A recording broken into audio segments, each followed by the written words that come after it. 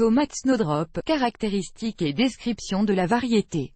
Dans les régions du nord au climat difficile, vous pouvez cultiver des variétés de tomates régionalisées qui sont tolérantes au froid, avec un excellent goût et donnent une bonne récolte. L'un de ces hybrides est Snowdrop, avec un nom délicat et de nombreux avantages. La variété a été sélectionnée par des scientifiques russes de la région sibérienne en 2000 pour être cultivée en Carélie, dans l'Oural. Dans les régions du nord, dans la région de Leningrad. Un an plus tard, les tomates Snowdrop ont été inscrites au registre national. Tomate Snowdrop, caractéristiques et description de la variété. Les feuilles de la plante sont de taille moyenne, vert clair. Tiges massives capables de supporter beaucoup de poids. Les fruits sont déposés sur 7 feuilles et toutes les secondes et les suivantes. Ils mènent un buisson de 3 tiges, développant chacune 3 brosses avec 5 tomates. Jusqu'à 40 à 45 morceaux de fruits sont récoltés dans un buisson. Sur les branches inférieures, les tomates sont plus grosses que sur les supérieures. La quantité de matière sèche dans les tomates est de 5%. Personnage tomate. Les principales caractéristiques de la variété, la saison de croissance est de 80 à 90 jours, type semi-déterminant. La hauteur des buissons est de 100 à 130 cm, compacité de la plantation 4 à 5 buissons par M2.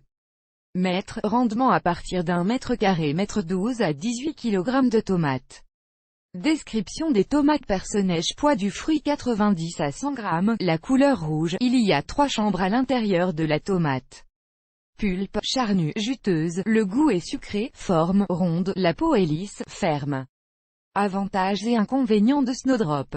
Avantages, résistance au gel, bon goût, maturation précoce des tomates, fructification abondante, bonne qualité de conservation des fruits, transfère calmement le transport, immunité aux maladies, cultivé en pleine terre et en serre, utilisation universelle, manger en salade, enroulé pour l'hiver, des jus de fruits, de la purée de pommes de terre, des sauces, des ketchup sont préparés. Désavantages, ne tolère pas la chaleur, pas adapté à la sécheresse, capricieux à la composition du sol, difficile sur l'alimentation. Tomate en croissance Snowdrop. Les graines sont plantées pour les semis début avril. La pièce dans laquelle poussent les plants doit être ventilée, la température optimale est de 20 à 22 degrés, un bon éclairage est nécessaire. Les jeunes pousses sont prêtes pour le repiquage 50 à 60 jours après le semis. Croissance. La terre pour les semis est préparée à l'automne. Les tomates portent bien leurs fruits sur des sols faiblement acides pH 7. Si l'acidité est augmentée, vous devez ajouter par M2. Mettre 0,5 kg de chaux.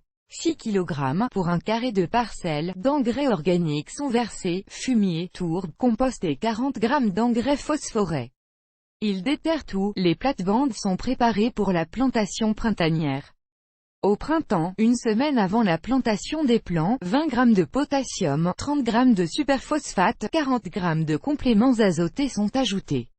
Les plants sont transférés dans le jardin après avoir réchauffé le sol, généralement début juin. Important. Le côté sud du jardin est réservé à la plantation. Schéma de plantation, entre les buissons 30 cm, espacement des rangs 40 cm. 4 à 5 buissons sont plantés par mètre carré. Les semis sont plantés sur une pente au nord-ouest, approfondie à la moitié de la tige. Les puits sont pré-remplis d'eau, jusqu'à 1 litre chacun. La terre est compactée, arrosée et paillée de tourbe sur le dessus. Vous pouvez recouvrir de papier d'aluminium, cela accélérera l'enracinement des plants. Prendre soin des tomates. Cultiver et former en 3 tiges nécessite une jarretière de plantes. Ce souci important. Sans jarretière, les tiges se détachent. Le tronc est ligoté et les branches sont renforcées avec des étais. Règle d'entretien des tomates Snowdrop. Si l'été est nuageux, il n'y a pas assez de lumière, arrosez les plantes sous la racine. Avec une solution de superphosphate, cela raccourcit la période de maturation des fruits. La sauterelle n'est pas nécessaire, les buissons poussent et se développent bien, ont suffisamment d'eau vert. Arrosez les tomates au fur et à mesure que le sol sèche, à la racine, le soir.